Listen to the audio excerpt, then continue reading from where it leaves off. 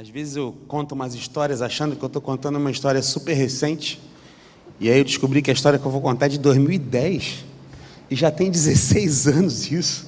Para mim aconteceu ontem. Eu converso com o povo aqui da igreja e penso, não lembro disso não. O povo aqui é tudo novo, né? Eu que estou coroa, preciso assumir minha coroice. Mas em 2010 aconteceu um fato muito curioso na engenharia aqui no nosso país. Lá em Belém, eles inauguraram um edifício chamado Edifício Aquários. Quem já ouviu essa história? Edifício Aquários. Aquários, conhece. Qual era a ideia do Edifício Aquários? Ele tinha um formato de barco, você vindo de cima parecia um barco, e a ideia dele é que nas varandas, cada varanda do apartamento fosse uma piscina. Olha que legal. Parece até negócio de IA, né? Você nem acredita no negócio. Cada varanda, imagina que sonho, tu compra um apartamento e a varanda do teu apartamento é uma piscina. Cada apartamento com uma piscina na varanda. Projeto lindo, lindo, lindo. Inaugurou. Só que aí, antes de encher as piscinas, alguém falou assim: foi calculado o peso da água? Se todo mundo encher ao mesmo tempo, vai aguentar? Não aguentava. Olha isso. Construíram um prédio para ter piscina na varanda, mas não calcularam o peso da água. Olha que absurdo. Não deu, todo mundo comprou um apartamento achando que ia ter piscina na varanda, e não pôde ter, porque não foi calculado a estrutura para suportar o peso da água que iria na piscina ali. Sonho de todo morador era morar naquele lugar. A piscina existia, o espaço estava pronto, o prédio estava pronto, o sonho estava ali desenhado, só que a base não aguentava o peso, a estrutura não sustentava o peso do sonho de cada um ali, que era ter uma piscina na varanda, uma varanda em formato de piscina, um negócio surreal. Desde que eu ouvi essa história, pensando na mensagem de hoje, eu me lembrei dessa história. A mensagem de hoje vai falar de estrutura, de base, para sustentar o sonho, para sustentar o crescimento. Enquanto eu preparava a mensagem, essa história me veio à mente. Eu falei, caramba, aquele prédio, que a base, a estrutura não sustentava as piscinas. E a pergunta que não sai da minha mente enquanto eu preparava a mensagem era: será que nós estamos preparados para viver, para sustentar aquilo que nós desejamos viver como igreja? Será que a base está pronta? Será que a estrutura é sólida? Será que a estrutura é firme? Pensa na imagem daquele prédio, com as piscinas que nunca puderam ser usadas, elas nunca puderam ser cheias. Essa imagem não sai da minha mente. Imagina um prédio com toda estrutura para você viver um sonho. Você não pode viver aquele sonho ali porque a base não estava no lugar. A estrutura ela não estava, a estrutura ela estava pronta para impressionar, mas ela não estava preparada para sustentar o peso. A água que poderia trazer prazer, frescor, alegria, diversão, poderia trazer risco. As pessoas iam morrer, o prédio ia desabar, ou pelo menos a varanda ia desabar. O sonho deles era maior do que a base. O sonho era maior do que a estrutura. Enquanto eu pensava nisso, eu percebi que essa não é só uma história de engenharia, de uma engenharia mal calculada. Algumas até dão boas histórias, como a Torre de Pisa, né, que por um erro ficou tortinha e virou ponto turístico por causa disso. Mas além de ser uma história sobre engenharia, ela é uma história também sobre responsabilidade, porque toda estrutura tem um limite de carga, toda construção tem um ponto ali de tensão, e quando o peso ultrapassa o que foi preparado, as rachaduras vão começar a aparecer. Vai dar problema.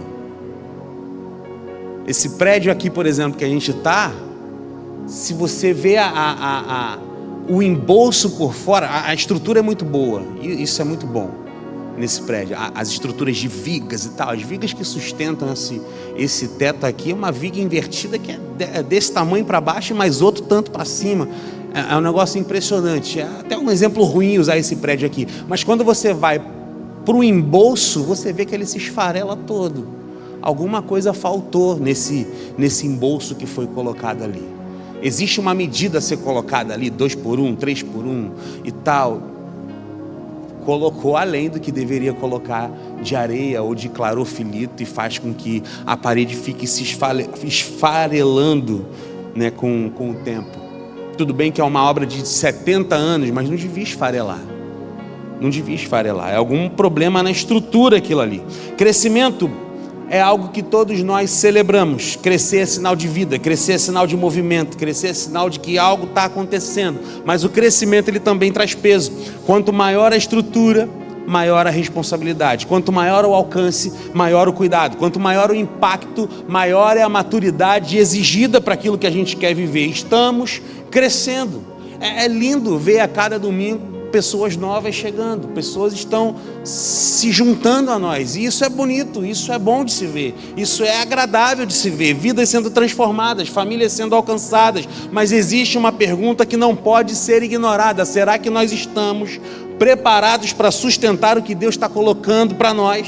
Será que estamos preparados para sustentar o que Deus tem colocado sobre nós, sobre a nossa responsabilidade? Porque o problema nunca foi crescer. As pessoas às vezes se assustam quando a gente fala de crescimento, quando a gente fala de multiplicação, quando nós falamos de número, mas crescer não é problema. O problema é crescer sem amadurecer. Crescimento sem maturidade é que é o problema. O problema é desejar impacto sem assumir responsabilidade. O problema é querer que as piscinas da varanda estejam cheias quando a base ainda não foi fortalecida. É exatamente nesse ponto que a carta de Paulo a Tito nos encontra, porque Tito, quando Paulo escreve a Tito, não é uma carta emocional. Quando ele escreve, por exemplo, para a igreja de Tessalônica, ela não é uma carta romântica, ela não é uma carta de despedida como 2 Timóteo, ela não é uma carta que Paulo está falando dos seus sentimentos. Não, ela é uma carta estratégica. Paulo olha para a igreja, uma igreja viva que está avançando, mas que está desorganizada, uma igreja que cresce, mas que ainda não amadureceu o suficiente. Então ele escreve a Tito, que está em Creta, uma região conhecida por sua instabilidade moral e espiritual. A igreja estava ali plantada naquele lugar, o evangelho já tinha chegado, as pessoas já tinham entendido qual era a mensagem do reino, mas algo ainda estava faltando. Então Paulo, ele diz algo que revela o coração pastoral dele ali. Por esta causa, por causa do que estava acontecendo ali em Creta, te deixei em Creta, ele falando para Tito. Por esta causa te deixei em Creta. Isso é o versículo 5 do capítulo 1 de Tito. Para que pusesses em ordem as coisas restantes. Por esta causa te deixei em Creta, para que pusesses em ordem as coisas restantes. Esse versículo da carta de Paulo a Tito nos leva ao tema da nossa mensagem de hoje. Estamos crescendo, agora Deus quer algo maior. Estamos crescendo, agora Deus quer algo maior. Paulo Extraordinário é a nossa série de mensagens nesse ano. Durante todo o ano vamos falar sobre o Evangelho a partir da perspectiva de Paulo, né? Vamos conhecer um pouco mais de Cristo através da lente do apóstolo Paulo. E essa semana e semana que vem falaremos sobre a carta de Paulo a Tito, como ele estrutura a igreja nessa primeira semana, e na segunda carta, como que ele trabalha o discipulado depois dele organizar a casa. Título, capítulo 1 todo, do 1 ao 16.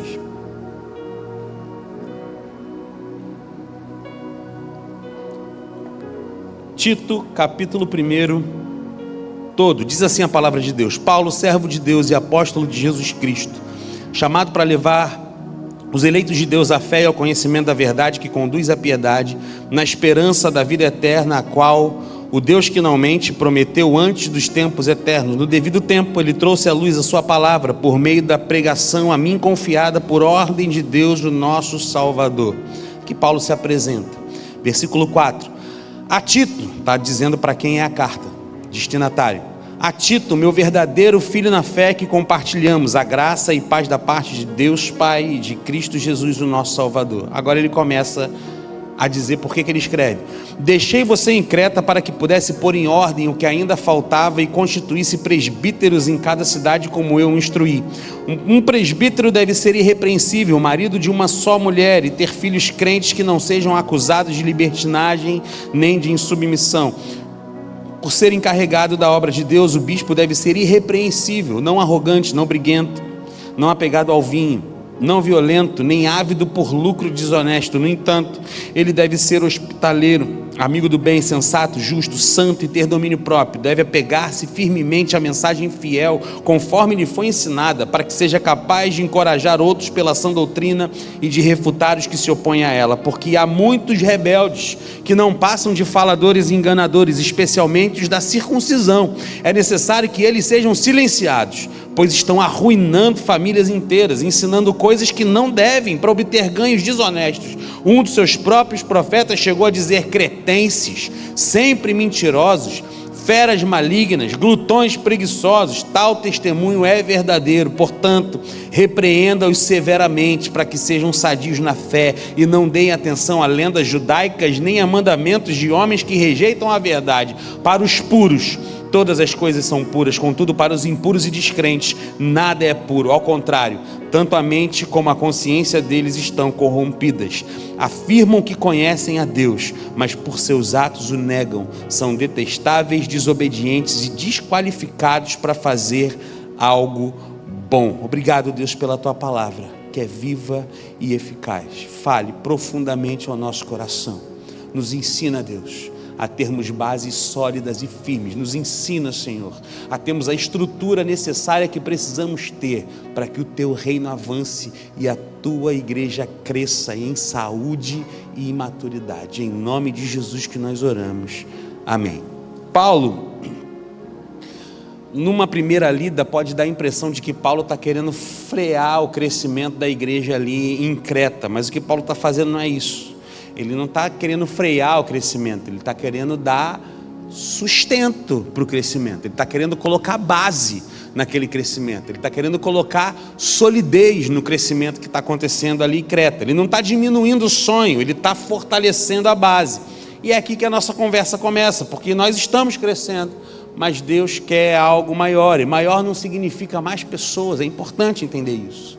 Maior significa mais maturidade, que nos leva ao primeiro ponto da nossa mensagem. Crescer foi só o começo, agora Deus quer organizar o que ainda falta. Crescer foi só o começo, agora Deus quer organizar o que ainda falta. Tito 1,5 diz: por esta causa te deixei em Creta, para que pusesses em ordem as coisas restantes e de cidade em cidade estabelecesses presbíteros. Essa frase, ela revela muito mais do que uma instrução administrativa. Parece que Paulo só está dando um jeito de administrar melhor Creta, que estava tendo os problemas que estava tendo, mas ela revela o coração de um pastor que entende que o crescimento, ele não é o fim do processo. É importante entender isso, porque no fim das contas, crescer, aspas aqui, mas crescer é fácil. O difícil é sustentar. Difícil é uma fé sólida, difícil é ter maturidade cristã, difícil é abandonar pecado, difícil é ter o caráter transformado. Então, Paulo está preocupado com isso. A igreja estava lá, o evangelho já tinha sido anunciado, pessoas já tinham crido, mas havia coisas fora do lugar que precisavam ser ajustadas, precisavam ser alinhadas. Paulo não diz a Tito: Tito, acaba com tudo que tem aí e começa de novo. Não, Paulo não está dizendo isso para Tito, ele diz assim: põe em ordem o que ainda falta. Significa que tinham coisas que estavam boas ali, mas faltavam coisas que precisavam ser colocadas em ordem. Vocês estão entendendo? Ou está muito teológico e confuso até aqui? Vai melhorar. Eu sei que agora está meio confuso na cabeça, mas vai melhorar, daqui a pouco melhora. Isso significa o quê? Havia avanço da igreja naquele lugar, sabe? Havia um avanço, mas havia também lacunas. Havia vida, mas também havia desorganização. Havia movimento, mas havia falta de maturidade estrutural ali para a igreja em Creta. Essa é uma das maiores lições espirituais de uma comunidade que está crescendo. Crescimento revela o que antes estava escondido. Quando a igreja é pequena, muitas falhas não aparecem. Quando ela começa a crescer, as tensões vão ficando visíveis. as discussões, as diferenças, elas aparecem, as necessidades aumentam, os conflitos, eles se tornam cada vez mais complexos. Organizar não é esfriar, não é jogar um balde de água fria, organizar é cuidar. Organizar não é burocratizar a fé, organizar é proteger o futuro daquilo que Deus já começou. Paulo entende que deixar uma igreja crescer sem direção é como permitir que as piscinas do prédio sejam cheias sem reforçar a base estrutural do prédio. A água é boa, o crescimento é bom, mas sem base fortalecida, o peso se torna um risco. Creta era uma região conhecida por sua instabilidade moral, o texto mesmo nos fala disso. O texto cita que eles eram considerados mentirosos e indisciplinados, que me remete a uma nostalgia absurda. Lá na minha 7ª série primária, professora de português ensinando sobre paradoxo e... como é o nome do negócio? Antonímia, acho que é antonímia, um negócio assim. Ela usa essa frase, parecida, não é a frase bíblica, mas é uma frase de um filósofo, esqueci o nome do filósofo, não sei o que, de Creta, que ele fala assim: todos os cretenses são mentirosos, disse o cretense. Entendeu o negócio? É um paradoxo. Que é um paradoxo? Para é o que está ao lado, paradoxa é verdade. Então paradoxo são duas verdades conflitantes caminhando lado a lado. Mas além de ser um paradoxo, é uma antonímia. Eu acho que o nome é antonímia, gente, eu posso estar enganado. Tem professor de português aqui? Pra me corrigir? Tem? Quem? Adailto? Adailto. É antonímia, Adailto. Cadê Adailto? É antonímia o nome? É antonímia. O que é a antonímia? É um paradoxo que não tem fim. Por quê? Olha que loucura. Todos os cretenses são mentirosos, disse o cretense. Se todos os cretenses são mentirosos e foi um cretense que disse, então esse cretense é mentiroso. Se ele é mentiroso, a afirmação que todos os cretenses são mentirosos é uma mentira. Então logo o que ele está falando é uma verdade. Só que se o que ele está falando é uma verdade, então de fato realmente todos os cretenses são mentirosos. Mas ele é um cretense, você está entendendo?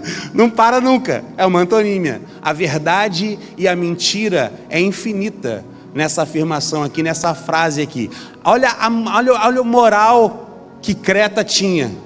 Um próprio cretense dizendo que todos os cretenses são mentirosos, imorais, mentirosos, indisciplinados. É nesse ambiente que a igreja estava introduzida. É nesse ambiente que a igreja estava crescendo. Ela estava crescendo no meio de mentirosos. Uma igreja que cresce no meio de mentirosos vai ter o que dentro dessa igreja? Mentirosos. Isso precisava ser tratado. O caráter precisava ser trabalhado ali entre os cretenses.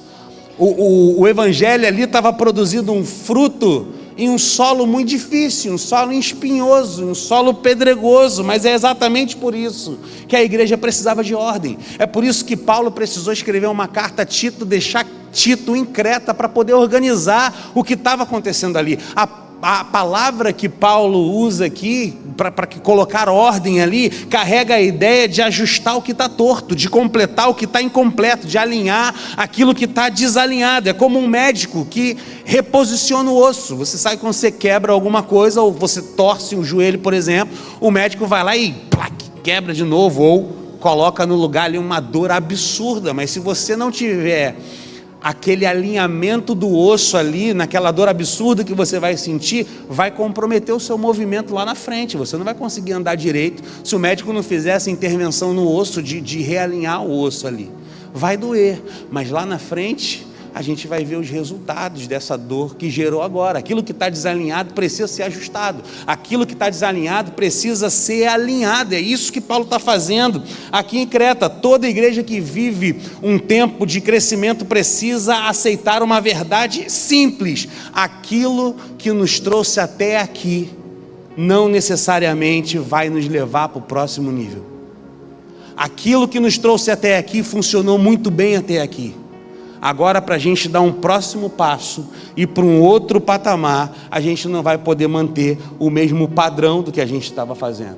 Não vai dar para ter o mesmo padrão de maturidade, sabe? Ele nos faz crescer para que nós assumamos uma nova responsabilidade. Se até aqui esse nível de responsabilidade e maturidade foi suficiente para chegarmos até aqui, para irmos além, a gente vai precisar realinhar isso e entender um novo nível de responsabilidade, um novo nível de maturidade agora, cristã, de maturidade no Senhor. E essa responsabilidade, ela não é só dos líderes de célula, não é só dos supervisores de célula ou dos colíderes de célula, ela é de toda a igreja, até porque na visão da nossa igreja, nós acreditamos que todo mundo que pisa aqui nesse lugar tem um potencial enorme para liderar uma célula. A gente olha para cada um de vocês aqui e pensa: esse cara vai ser líder de célula, essa mulher vai liderar a célula, ela vai cuidar de gente, ela vai cuidar de pessoas, ela vai evangelizar na casa dela, ela vai abrir a porta da casa dela e vidas serão ganhas por evangelho através daquela pessoa. Cada um de vocês que entram aqui,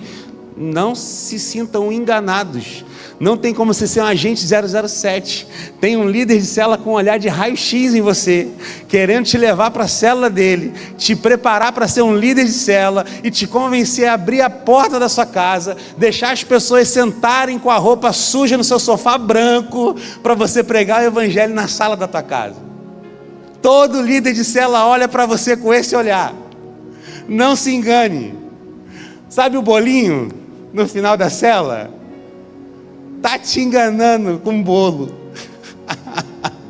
está te enganando com suquinho, está te tratando bem, para que você vá e faça com outra pessoa também, para que você vá e trate aquela pessoa bem também, quando ela chegar na sua casa, para que você repita aquilo que fizeram contigo, porque nós acreditamos no sacerdócio universal. Todo crente é um pastor, todo crente tem um chamado de ir pregar o evangelho. E como é que a nossa igreja prega o evangelho? Abrindo a porta de casa. Porque é muito mais fácil convidar um amigo para ir para a tua casa comer um bolinho, comer um lanchinho, bater um papo e orar junto, do que você convidar alguém para ir para uma igreja ou ouvir um cara que ele nunca viu na vida. Amigo tu não pede, amigo tu manda. Lá em casa amanhã tem um bolinho, vai lá. Se tu não for, vai se ver comigo.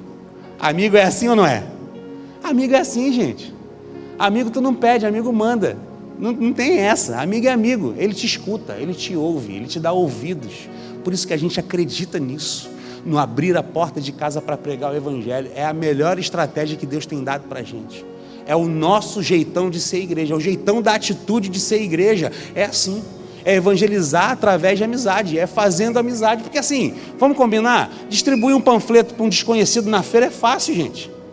Difícil é tu convidar o teu amigo que conhece você, que sabe do teu caráter, que sabe que quando tu chuta a quina do móvel tu grita um palavrão. Na feira é fácil você fingir que é crente, para o seu amigo você não finge. Por isso que é difícil, por isso que é eficiente, porque quando tem transformação de vida, ela é real. O teu amigo olha e fala: caramba, fulano está diferente mesmo. Provocamos ele de todas as formas, não bebeu. Provocamos ele de todas as formas, ele não fez bobagem, não foi para farra junto com a gente. Alguma coisa está acontecendo na vida dele, teu amigo vai querer saber o que é.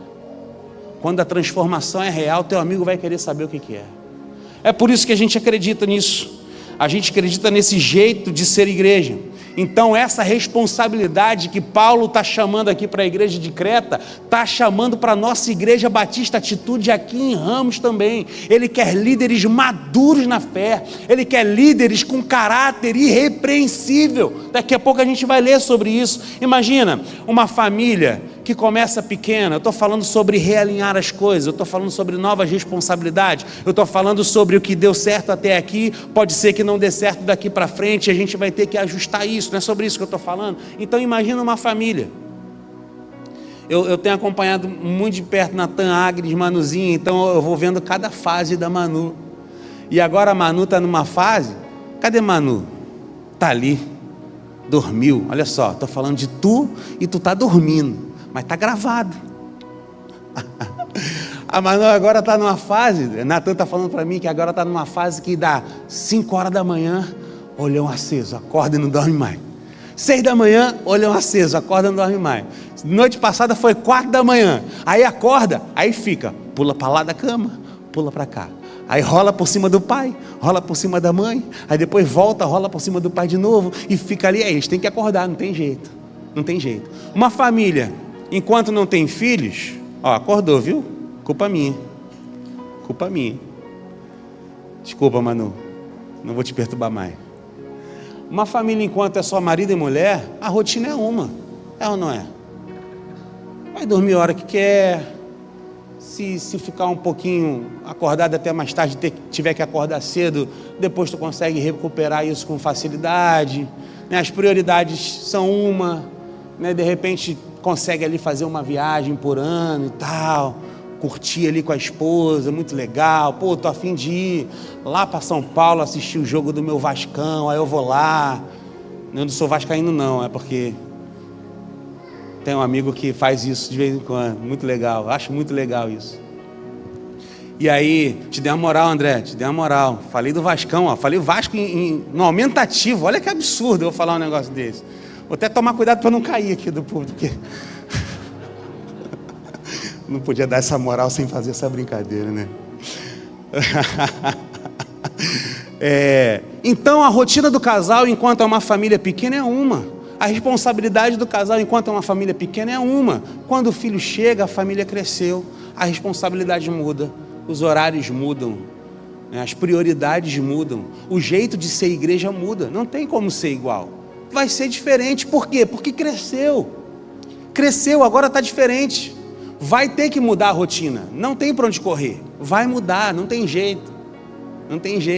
Eu me lembro que eu casei muito jovem, com a minha esposa mais jovem ainda do que eu, e com 18 anos ela já estava sendo mãe, então era muito difícil, imagina.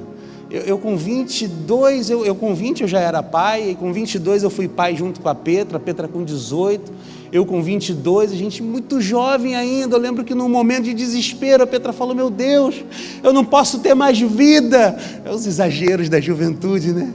Eu não posso ter mais vida. É meio que isso mesmo. Enquanto é só o marido e a mulher é uma coisa, quando os filhos chegam é outra. A gente tem que realinhar. Às vezes dói, assim como realinhar um osso vai doer quando o médico realinha o osso ali. Realinhamentos doem. Novas responsabilidades são doloridas. Às vezes vai parecer que a gente não tem mais vida, mas uma hora as coisas vão ajustar. E quando tiver ajustado, a gente está pronto, a gente está com a base pronta, com a estrutura pronta para o crescimento acontecer. Se a família insistir em viver como se ainda fosse pequena, o caos vai se instalar, sabe? Mas se ela se reorganiza a rotina, redefine prioridades, amadurece as suas responsabilidades, o crescimento se torna uma bênção. É isso que Paulo está dizendo a Tito. Tito, a igreja cresceu, agora é hora de amadurecer, agora é hora de realinhar, agora é hora de reorganizar, sabe? Crescer foi só o começo, agora Deus quer organizar o que ainda falta.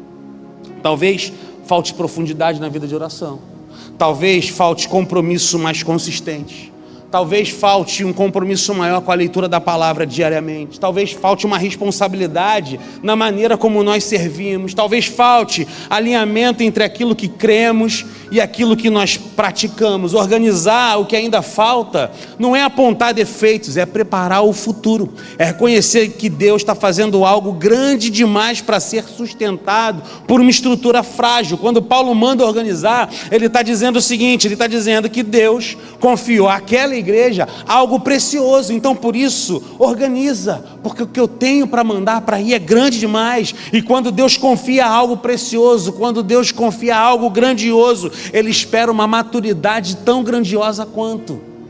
Ele espera uma maturidade proporcional ao crescimento que Ele está se preparando para mandar para aquela igreja, sabe? Crescimento não é só aumento numérico. A gente pensa em crescimento só como aumento numérico. Crescimento, ele é aumento de peso espiritual. É mais gente para cuidar, são mais histórias para acompanhar, são mais decisões para orientar, mais responsabilidades para assumir, mais líderes para preparar, sabe? Se até aqui você é um líder de célula que fez muito bem a sua célula, você liderou muito bem a sua célula, você cuidou muito bem das pessoas da sua célula, você não precisa nem do roteiro, porque você pega e você já sabe o que dizer, você já sabe o que falar, porque você faz seu devocional, ou porque você prestou atenção na mensagem, então você arrebenta como líder de célula. De repente agora o próximo nível é preparar outros para ser um líder tão bom quanto você, e isso vai mudar a tua rotina, isso vai reorganizar as tuas prioridades, isso vai mudar a forma como você lidera, porque agora a sua visão é outra. Você sai do campo operacional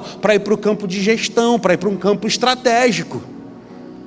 Para Deus mandar o crescimento, a gente vai ter que assumir novas responsabilidades. Não tem para onde correr. Se Deus está nos fazendo crescer, é porque Ele acredita que nós podemos amadurecer. Ele não amplia o alcance sem desejar ampliar a profundidade. Ele não aumenta o impacto sem querer fortalecer a base. Por isso a pergunta não é se nós queremos continuar crescendo. A pergunta é se estamos dispostos a permitir que Deus organize o que ainda falta em nós. Crescer foi só o começo, mas agora Deus quer organizar o que falta. Crescer foi só o começo, mas Deus quer formar caráter antes de posição. Sabe, depois de dizer que era necessário colocar em ordem o que ainda faltava, eu não coloquei o texto aqui, deixa eu abrir a Bíblia.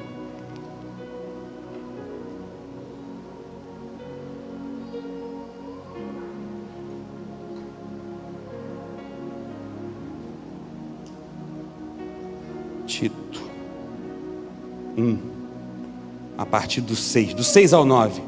Tito 1, do 6 ao 9. Esse texto é importante ler, não tem como pular dele não. Um presbítero deve ser irrepreensível, marido de uma só mulher, e ter filhos crentes que não sejam acusados de libertinagem nem de submissão. Por ser encarregado da obra de Deus, o bispo deve ser irrepreensível, não arrogante, não briguento, não apegado ao vinho, não violento, nem ávido por lucro, desonesto. No entanto, ele deve ser hospitaleiro, amigo do bem, sensato, justo, santo e ter domínio próprio. Deve apegar-se firmemente à mensagem fiel, conforme lhe foi ensinada, para que seja capaz de encorajar outros pela sã doutrina e de refutar os que se opõem a ela. Depois de dizer que era necessário colocar a casa em ordem, depois de falar que precisava organizar aquilo que ainda faltava, Paulo ele vai direto ao coração do que sustenta uma igreja no longo prazo. Paulo está falando de pessoas.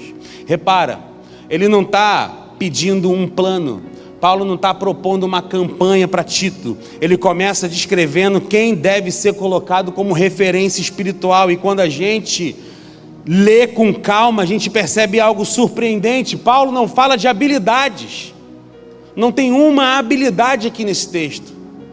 Paulo fala que pregue bem aqui, Paulo fala que seja talentoso, que saiba cantar, que saiba dar aula. Paulo não está falando de nada disso. Ele fala de vida, ele fala de vida diária, ele está falando de cotidiano, ele está falando de relacionamentos. Ele lista qualidades que parecem simples demais para a grandiosidade da missão. Fidelidade no casamento, isso é algo que Paulo precisaria falar. Fidelidade no casamento, coerência dentro de casa, domínio próprio, mansidão, hospitalidade, amor ao bem, justiça, piedade, temperança. É como se Paulo dissesse: se a base está frágil, não adianta você pintar a parede. Se a base está frágil, não adianta você ficar enfeitando. Se o alicerce está trincado, não adianta você colocar um brilho na fachada. O que sustenta não é a aparência, o que sustenta não é um sermão bem pregado, não é um pastor eloquente, não é um louvor bem ajustado, sabe? O que sustenta é caráter. É o caráter que vai sustentar a igreja.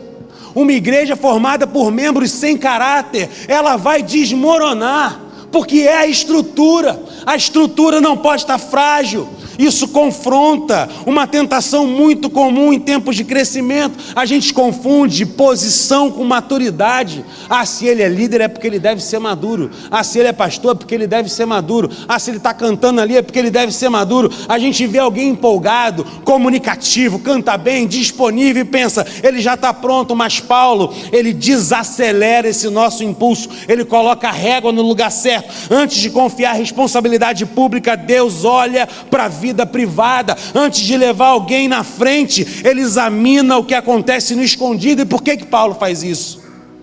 Porque uma igreja, ela pode sobreviver à falta de estrutura por um tempo, mas ela não sobrevive a uma liderança sem caráter.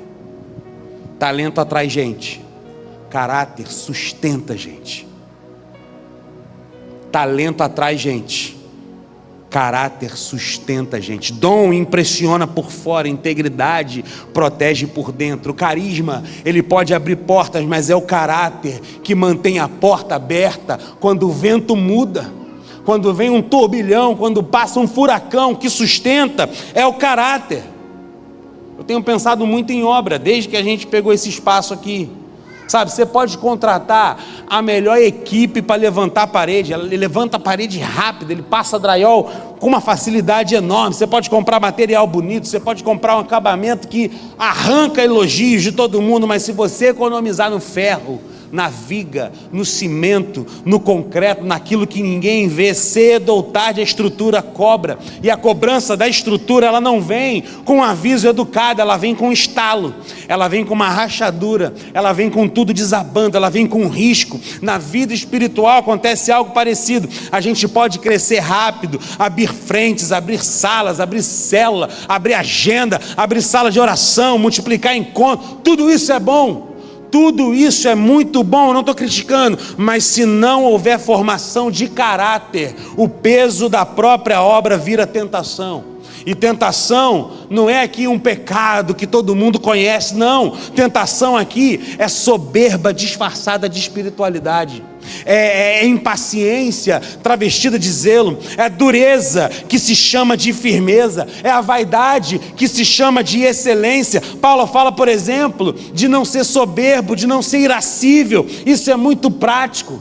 Uma pessoa sem domínio próprio, ela pode transformar qualquer divergência em guerra. Um coração orgulhoso pode transformar qualquer coração em ofensa. Uma liderança sem mansidão pode ferir o rebanho achando que está protegendo. É por isso que Paulo exige temperança. Ele está dizendo, a igreja de Cristo não pode ser conduzida por impulsos, mas por maturidade. E é aqui que entra a parte que fala com toda a igreja, porque não só com aqueles que lideram oficialmente, mas com todos, porque mesmo sem cargo, todo cristão influencia. Mesmo você sem ser um líder de célula, você está influenciando, porque as pessoas estão chegando aqui, as pessoas estão vindo para cá, sabe? Quando Paulo fala apegado à palavra, o que ele está dizendo aqui é o quê? Quando Paulo fala apegado à palavra, ele tem um significado muito claro aqui do que ele está querendo dizer. E a gente precisa entender com calma isso que Paulo está dizendo para a gente. Quando ele diz apegado à palavra, apegado à fiel palavra, ele coloca uma outra peça aqui no fundamento do caráter. Uma convicção saudável. Caráter não é só ser uma pessoa boazinha. Caráter cristão é ser moldado pelo Evangelho, é ter o coração acrescido pela graça e a mente firmada na verdade. É por isso que Paulo liga vida e doutrina, porque doutrina sem vida vira dureza e vida sem doutrina vira confusão. Sabe, se estamos crescendo, isso é bênção, mas Deus quer algo maior, e algo maior não é só mais gente na sala. É mais Cristo sobre a nossa vida, é mais maturidade no jeito de falar, é mais maturidade no jeito de reagir, é mais maturidade no jeito de servir. Talvez Deus esteja chamando muitos aqui para uma obra silenciosa, uma obra que ninguém aplaude, que ninguém vê, mas que sustenta tudo, que é o quê? Que é formar caráter. Formar caráter antes de posição significa aprender a ser fiel nas pequenas coisas, significa tratar bem quem convive com você quando ninguém está observando, significa pedir perdão sem justificar demais, significa aceitar a correção sem fazer um teatro, significa cumprir a sua palavra, significa controlar o tom, significa colocar limites no próprio coração, porque nem tudo que eu sinto eu devo dizer, e nem tudo que eu penso eu devo despejar sobre as pessoas. Às vezes a gente faz isso com a justificativa de autenticidade. Não, eu sou autêntico, eu falo o que me vem à mente. Isso é falta de maturidade. Sabe, se alguém pensa, mas eu não sou líder, isso não é comigo, é sim. Chamar de Cristo é para todos. Cristo não chamou você para ter um cargo, Cristo não chamou você para uma função, Ele te chamou para segui-lo. E seguir Jesus sempre mexe com caráter. O Espírito Santo não trabalha só na nossa agenda, Ele trabalha no nosso interior. Ele não quer apenas mãos ocupadas, Ele quer um coração transformado. Então, de forma bem prática, o convite de Deus para nós hoje é simples: escolha o próximo passo de maturidade. Talvez seja voltar para a palavra com constância, Talvez seja se tornar ensinável no discipulado, sem ficar se escondendo atrás de desculpas. Talvez seja acertar uma relação que você vem empurrando. Talvez seja assumir um compromisso de servir com perseverança, sem sumir quando a empolgação baixa. Um próximo passo firme, real, possível. Crescer foi só o começo, mas agora Deus quer formar caráter antes de posição. Quando a igreja abraça isso, a estrutura aguenta o peso. Quando a igreja foge disso, o peso vira ameaça. Que Deus nos dê alegria no crescimento e profundidade, na maturidade, para o que Ele está fazendo entre nós não seja só grande, mas seja firme. Terceiro ensinamento que esse capítulo 1 de Tito nos traz é: crescer foi só o começo, mas agora Deus quer proteger a cultura da igreja. Tito, do 10 ao 16, Tito 1, do 10 ao 16.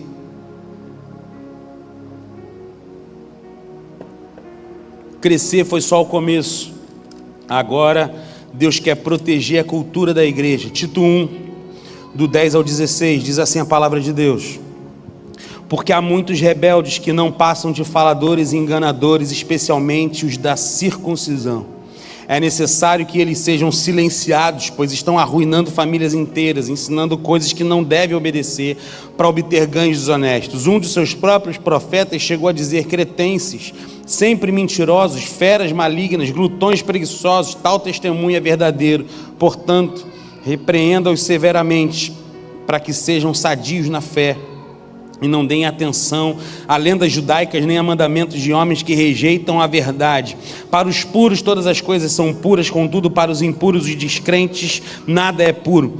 Ao contrário, tanto a mente como a consciência deles estão corrompidas. Afirmam que conhecem a Deus, mas por seus atos o negam. São detestáveis, desobedientes e desqualificados para fazer algo bom. Depois de falar sobre colocar em ordem o que ainda faltava, depois de formar o caráter antes de formar uma posição em você, Paulo revela por que isso é tão urgente. Ele diz que existem muitos insubordinados, muitos faladores vazios e enganadores. Ele fala de gente que transtorna casas inteiras. Tem gente que bagunça qualquer ambiente, você já reparou? Tem gente que quando está num grupo é só para perturbar, é só para tirar a paz daquele grupo ali. Você já reparou que tem gente assim? Tinha lá em Creta. E Paulo está corrigindo isso aqui. Paulo está ensinando Tito para que Tito possa corrigir aquilo que estava faltando ali naquela igreja, sabe? Ele fala de motivações erradas, ele fala ali de aparência, de piedade com o coração distante da verdade, sabe? O crescimento, ele não atrai, escute isso é importante, escute isso aqui. O crescimento, ele não atrai só gente sincera. O crescimento também atrai a atenção de vozes confusas, para ser educado aqui. Crescimento não atrai só gente sincera, ele também atrai a atenção de vozes confusas. Quanto maior o movimento, maior o risco de ruído. Quanto mais a igreja se expande, mais ela precisa proteger a cultura. Paulo não ignora o problema. Ele não fala para Tito fingir que está tudo bem. Ele diz que é necessário silenciar certas vozes. Isso não é autoritarismo, isso é cuidado. Porque quando uma casa está sendo construída, qualquer rachadura não tratada vira ameaça estrutural. Sabe, quando chega um antagonista na tua célula, quando chega um cara que só quer falar mal da visão da igreja, ele senta ali só para falar mal de igreja. Às vezes ele está ali só para falar mal da própria igreja dele. Quando ele está ali só para contrariar o líder, tudo que o líder fala A, ele fala que é B. Tudo o líder fala que é B, ele fala que é C. Tem gente que é assim, líderes de célula, co-líderes de célula. Não deem voz a essas pessoas. Não deem voz a essas pessoas. É bíblico. Paulo manda silenciar essas pessoas. É a orientação de Paulo a Tito.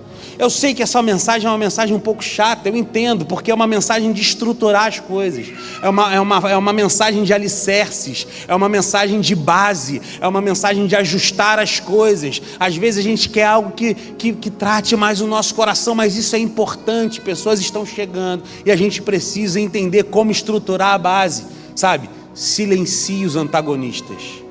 Tem gente que é só antagonista. Tem gente que é só antagonista. George Barna, ele é um grande um teólogo, um grande pesquisador da igreja. Ele viajou por cinco continentes, por trocentos países. Ele analisou mais de 5.000 igrejas ao redor do mundo. Ele foi acompanhando as características de cada igreja. Ele observou o seguinte: toda igreja vai ter 20% de antagonista. A conta que ele chegou foi essa. Toda igreja vai ter 20% de gente que só é do contra. Se o pastor no domingo falar A, ele vai falar na célula que o pastor está errado, é B. Se no domingo seguinte o pastor falar assim: olha, eu estava enganado, não é A não, na verdade é B mesmo. Aí ele vai falar assim: não era B não, quer saber? É A. Ele só quer ser do contra, ele só quer ser antagonista.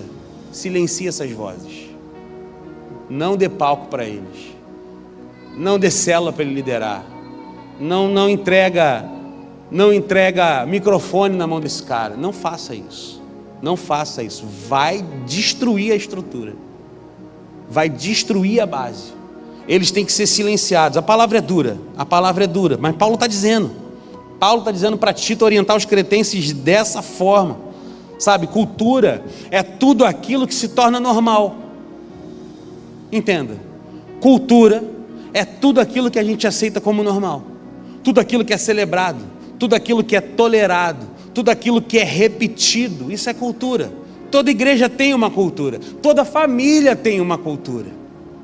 Por isso que às vezes muito casamento dá ruim, dá errado. Um vem de uma cultura completamente diferente da outra cultura. Um vem de uma cultura onde a mãe é dona de casa e o pai é provedor. O outro vem de uma cultura onde a mãe era provedora e o pai sumiu. O jeito de ser família é completamente diferente. Cada família tem a sua cultura. Uma igreja não seria diferente. Cada igreja tem a sua cultura. As igrejas de Batista, Atitude, ela tem a sua cultura. Mas mesmo sendo atitude, cada atitude vai ter a sua própria cultura. A igreja lá na Barra, nossa igreja na sede, ela tem a cultura dela. Você viu o pastor Josué anunciando o congresso? No final você vai ali e come um camarão com catupiry. Eu falei: é Barra da Tijuca isso. Aqui você vai comer uma pipoca, uma pizza, né? Quem sabe, né? O camarão catupiry, mas isso é uma realidade lá. A nossa cultura aqui é outra, você está vendo? É atitude, mas a cultura é diferente. Cada igreja vai ter sua cultura. A gente tem a nossa. A gente tentou fazer cantina de várias formas. A que mais deu certo foi mini pizza. Funcionou com a maravilha. A cultura da nossa cantina aqui é pizza. Deu certo, as pessoas gostam, elas comem, elas compram. É pizza. Cantina lá na Barra é catupiry com camarão. É outro patamar.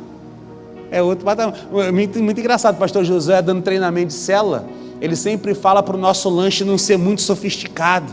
Fala: não, gente, lanche da célula tem que ser um bolinho Puma, com um suquinho ali, Maguari, tem que ser um negócio simples, senão as pessoas não vão querer multiplicar. Pô, tu chega na célula, chega lá, é camarão, é camarão na moranga, e não sei quem é que vai querer sair dessa célula. Eu falei: caramba, nunca fui numa célula com camarão na moranga. É a realidade deles, é outra realidade. Na Barra da Tijuca é onde estão os artistas, é onde estão os jogadores de futebol, os grandes atletas. A Barra da Tijuca é a parte emergente da cidade do Rio de Janeiro. Tem como a gente comparar com Zona Norte. Estou diminuindo a nossa região de maneira nenhuma. A gente tem a nossa qualidade, a gente tem um molho, não é não? Ramos tem um molho que a Barra da Tijuca não tem, mas o camarão com catupiry a gente não tem na cantina. Cada um tem a sua cultura e a gente precisa respeitar a cultura de cada um, e a gente está construindo uma cultura. Então por isso que essa mensagem ela é importante, apesar de às vezes não ser aquela mensagem de nossa, me arrepiei, falou o meu coração, porque é uma mensagem mais estrutural, é uma mensagem de proteger a nossa cultura, proteger o nosso jeito de ser igreja. Na televisão está passando propaganda que não devia passar, é melhor tirar ali, por favor. Acho que caiu o sinal e agora entrou o aplicativo próprio da TV e está passando ali, não sei que, ladrão, enfim. Ai. Vamos voltar. Então cultura é tudo aquilo que é repetido, tudo aquilo que se torna normal, tudo aquilo que é corriqueiro na nossa vida. Então todo pequeno grupo, todo grande grupo, todo grupo vai ter a sua própria cultura, sabe? A pergunta não é se temos uma cultura, porque temos. A pergunta é que tipo de cultura nós estamos formando enquanto crescemos. Imagina uma plantação saudável, começa a dar fruto, as frutas são bonitas, suculentas, as árvores crescem, os galhos se expandem, os frutos aparecem, mas junto com o crescimento surgem pragas, às vezes pragas invisíveis, às vezes o galho que vai apodrecendo. Se ninguém cuidar, se ninguém vigiar, se ninguém tratar a praga se espalha silenciosamente. Ela não começa grande, ela começa pequena, e quando você vê, já comprometeu tudo. Quem lembra da nossa goiabeira aqui quando a gente chegou? Quem estava no início da obra? Ela dava fruto? Vocês lembram se ela dava fruto?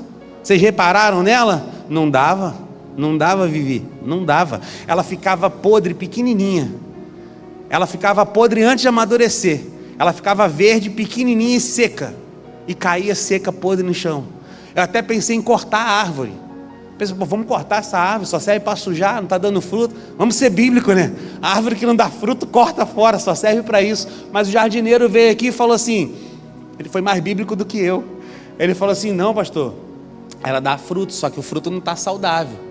A árvore que dá fruto, então, a gente não corta, a gente poda para que dê mais fruto. Foi o cara que fez o jardim nosso ali. Aí ele foi, deu umas podas ali, cortou os galhos que estavam secos, os galhos que estavam meio podres e tal. Gente, quarta-feira eu vim aqui, peguei 30 goiaba, madurinha, fiz mais de 10 litros de suco de goiaba.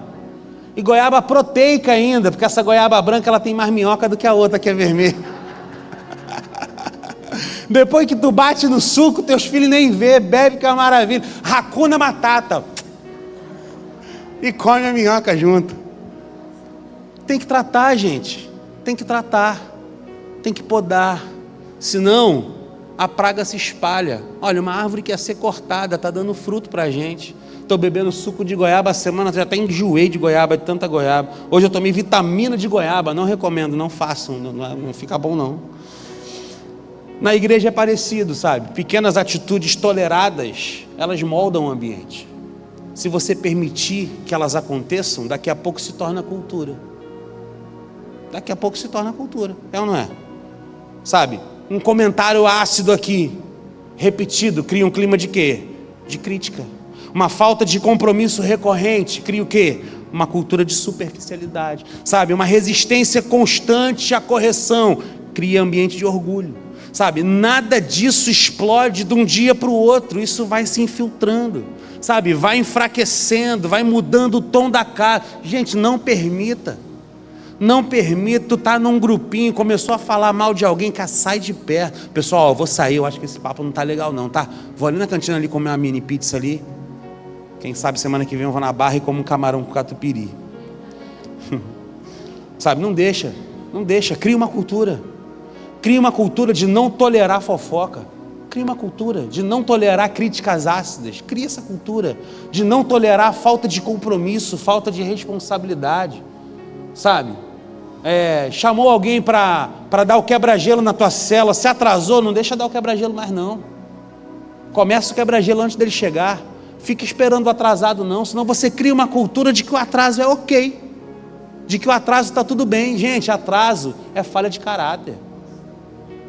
Atraso é falha de caráter. Se tu chega atrasado para tudo, tem algo a ser tratado no seu caráter.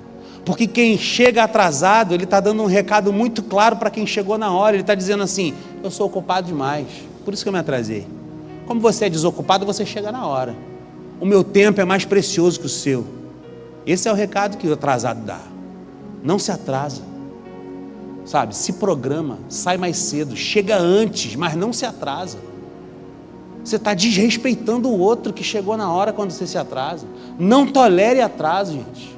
Não tolere atraso. Comece as coisas na hora marcada. Vamos marcar 7h30 para começar 8. Não, está errado. Se não dá para começar 7h30, marca 8. Mas se marcou 8, começa 8. Começa 8. Hoje meu caçula falou assim comigo, pai, no primeiro louvor não tinha quase ninguém, mas agora, olha, já está cheio. Daqui a pouco eles vão acostumar com o horário certo e vão chegar no horário certo. Daqui a pouco eles vão entender que o louvor começa às 11 horas em ponto e vão chegar às 11 horas em ponto para poder participar do culto completo. Uma hora eles entendem, filho. Estamos construindo uma cultura. Como que a gente constrói cultura? Começando no horário sempre. Agora, se o louvor num dia começa às 11, no outro começa às 11h10, no outro começa às 11h20, aí no outro começa às 11h15, no outro começa às 11h30. Daqui a pouco vai ter gente chegando meio-dia. Construir cultura dói, mas tem que ser feito. A gente tem que ser firme. Não pode abrir mão disso. Tem que ser firme com isso. Sabe? Eu me lembro estudando sobre o John Wesley. Por isso que é metodista wesleyana, porque o Wesley ele era metódico. Ele tinha um negócio parecido com célula, só que ele não chamava de célula, ele chamava de classes. E essas classes se reuniam nas casas. Não era evangelístico como a célula é, não tinha esse foco em evangelização, discipulado e tal, mas tinha um foco em estudo bíblico. Então tinha as classes nas casas de estudos bíblicos. Só que quem chegasse atrasado era excluído da igreja. Uma semana ele excluiu 250 pessoas da igreja. Eu falei, se a gente fizer isso, hoje mesmo ia ter 10 pessoas aqui no culto. Por quê? Porque ele entendia que atraso era falha de caráter. Ele levava isso a sério. A gente precisa levar isso a sério. A gente precisa construir essa cultura. Crescer foi só o começo, mas agora Deus quer proteger a cultura da igreja, porque proteger a cultura não é vigiar uns aos outros com desconfiança, é vigiar o próprio coração, é decidir que o ambiente espiritual que estamos construindo vale muito mais do que as nossas preferências pessoais, é escolher preservar a unidade, é escolher preservar a verdade, é escolher preservar o amor, porque a cultura da igreja ela não é formada só pelos sermões que eu prego aqui, não, ela é formada pelas conversas nos corredores, ela é formada nas conversas que acontecem ali na cantina, ela é formada nas conversas que tem na hora do lanchinho da cela, é ali que a cultura da igreja é formada, ela é formada no modo como nós lidamos com os conflitos, ela é formada pelo jeito como nós tratamos quem chega, ela é formada pela disposição de servir quando ninguém está vendo, e é aqui que a palavra, esse ponto da mensagem aqui começa a falar profundamente ao nosso coração, porque se estamos crescendo, estamos nos tornando referência para mais pessoas. Cada visitante que chega, ele sente o clima antes de entender a teologia. Cada sorriso aberto para o visitante já prepara o coração daquele visitante. Cada abraço que a gente dá, a nossa igreja ela é conhecida como uma igreja acolhedora, como uma igreja que abraça, como uma igreja carinhosa, como uma igreja que é olho no olho, como uma igreja que caminha junto, sabe? Ele sente o clima antes de perceber a teologia, sabe? Ele percebe o ambiente antes de compreender a doutrina, ele experimenta a cultura antes de aprender os versículos. Pastor Everton fala isso o tempo todo. A gente aqui não ganha as pessoas para Jesus. Primeiro a gente ganha ela para a gente. Primeiro a gente ganha o coração das pessoas, depois a gente fala de Jesus para elas. Ou às vezes a gente nem fala. Às vezes na caminhada ela já vai percebendo Cristo na nossa vida. Mas primeiro a gente ganha para a gente. O que adianta a gente falar de Jesus se a gente não ganhou o coração ainda? Sabe, se a cultura for de amor, o visitante sente o acolhimento. Se a cultura for de compromisso, ele sente segurança. Se a cultura for de maturidade, ele encontra direção. Mas se a cultura for de superficialidade, ele percebe vazio. Se a cultura for de crítica constante, ele sente atenção. Se a cultura for de imaturidade, ele encontra instabilidade. Crescer foi só o começo, mas agora Deus quer proteger a cultura da igreja. Proteger a cultura significa dizer não ao que enfraquece o ambiente, significa corrigir com amor quando é necessário, significa não alimentar fofoca, significa não normalizar descompromisso, significa não tratar o evangelho como algo leve demais para ser levado a sério. Quanto mais crescemos, mais responsabilidade coletiva nós carregamos. Não é apenas a liderança que protege a cultura, cada membro protege a cultura, cada decisão pessoal fortalece ou enfraquece a casa, cada atitude pública constrói ou compromete o ambiente. E aqui vem a parte que fala precisa ecoar na nossa igreja, precisa ecoar no nosso coração depois que essa mensagem terminar de ser pregada. Nós não estamos apenas aumentando números, estamos moldando uma geração, não estamos apenas enchendo espaços, estamos formando uma identidade, não estamos apenas celebrando crescimento, estamos carregando o peso de representar Cristo diante de gente que ainda está aprendendo a andar, diante de gente que ainda não sabe quem Cristo é. Muitas vezes ele vai saber quem é Cristo através da sua vida, através do seu testemunho, através do seu caráter, através do seu acolhimento, através do seu amor. É você mostrando Cristo para elas.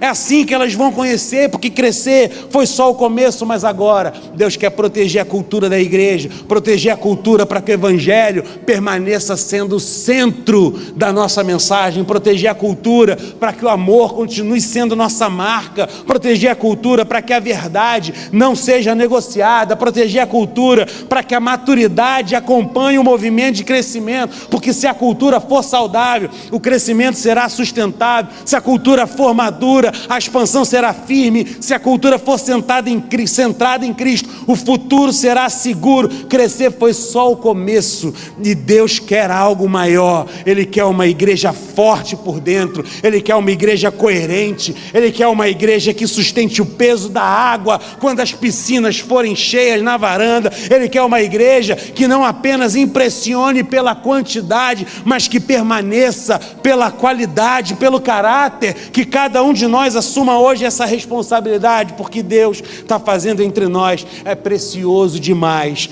para ser sustentado por uma cultura frágil. Eu sei que eu já falei demais, eu estou caminhando para o final.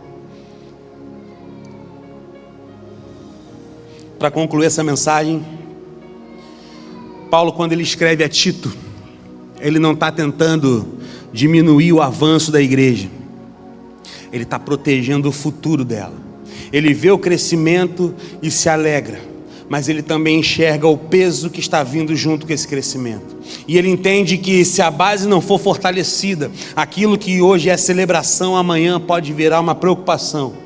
Estamos crescendo, isso é graça, isso é resposta de oração, isso é fruto do evangelho sendo pregado, isso é fruto de casas abertas pregando o evangelho, isso é fruto de pastores que estão gastando a sua vida pelo evangelho, cuidando de gente, ficando madrugada a gente adentro, ouvindo pessoas, orando com pessoas, acordando 6 da manhã para poder abrir uma sala de oração e ter uma igreja que ora. Eu sei que às vezes é difícil, eu sei que alguém não aparece ninguém ali, eu sei que é difícil, eu sei que é difícil, André, mas tu tá ali firme, cara, todo dia, sabe? A gente precisa continuar firme, a nossa igreja cresce porque tem pessoas gastando a sua vida pelo evangelho. Por isso é que a igreja está crescendo, mas agora é hora de irmos para um novo nível de compromisso. Deus nos fez crescer, mas não para nos acomodar, não para nos distrair com números, não para nos impressionar com o movimento. Ele nos fez crescer porque Ele quer nos levar a algo maior, Ele quer nos levar para uma maior profundidade,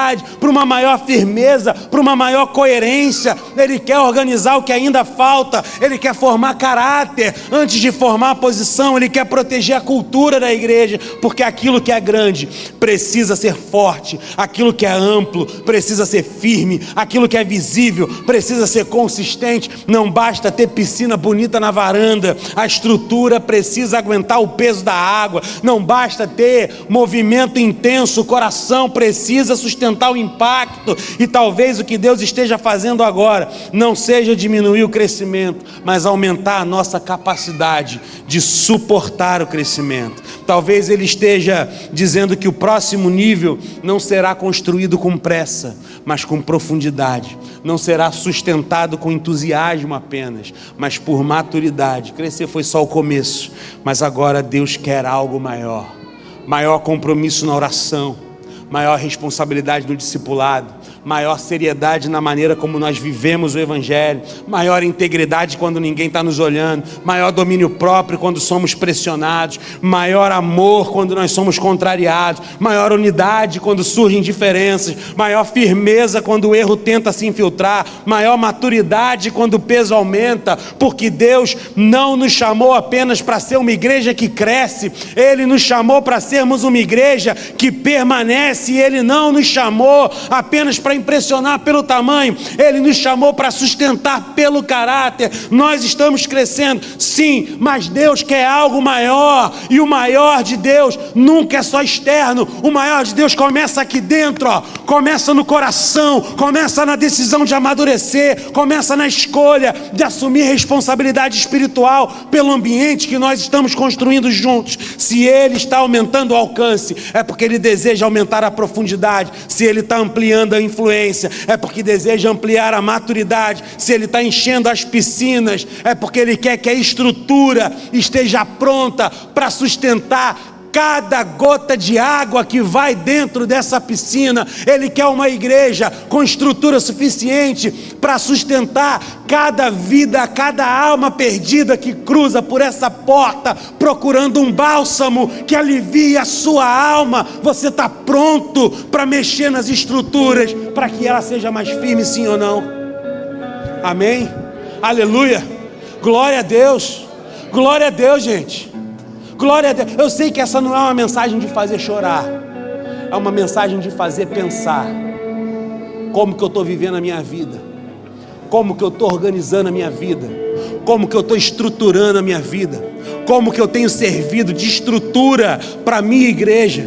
Será que eu tenho sido base sólida? Será que eu tenho sido base firme? Será que eu tenho sido uma estrutura confiável? Será que o meu caráter está irrepreensível? Ou será que eu ainda escorrego quando o pecado vem à minha frente o tempo todo? Ou será que eu ainda balanço quando aquele pecado que eu tinha sido liberto volta na minha frente? Ou será que eu fico ainda me atrasando para os meus compromissos? Será que eu fico com a boca salivando quando eu vejo a propaganda da cerveja na televisão? Como que está o meu caráter? Como que está a minha vida com Deus? Como estão as estruturas da minha vida? Talvez você tenha tentado organizar a sua vida. Você veio aqui, você ouviu essa mensagem, você queria uma mensagem de alívio para a sua vida, de alívio para a sua alma, e você escuta uma mensagem sobre estrutura, sobre base, sobre caráter, e você sempre tentou organizar a sua vida, estruturar a sua vida, e você tem percebido algo mais profundo. Você tem percebido que não adianta nada todo esforço que você tem tido para poder ter bases sólidas, todo esforço que você tem tido para estruturar a sua vida, sem ter tido um relacionamento íntimo e profundo com o Senhor Jesus.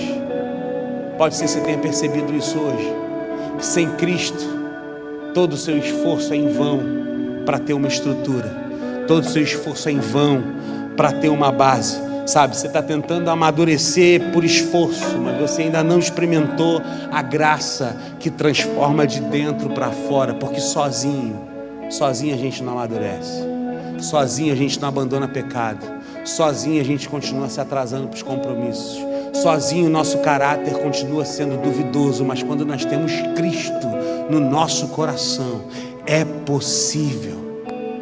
Essa é a diferença. Todos nós somos seres humanos caídos. Todos nós temos o maior potencial do mundo para ser pecador. Os piores pecados que você puder imaginar, você é capaz de fazer. Eu sou capaz de fazer. Imagina, qual é o pior pecado que tem na sua cabeça? Pensa, você é capaz de fazer. Todos nós somos capazes de cometer. A diferença de quem tem Cristo para quem não tem Cristo é uma só. Quem não tem Cristo não consegue se livrar do pecado. Está preso, está amarrado a Ele.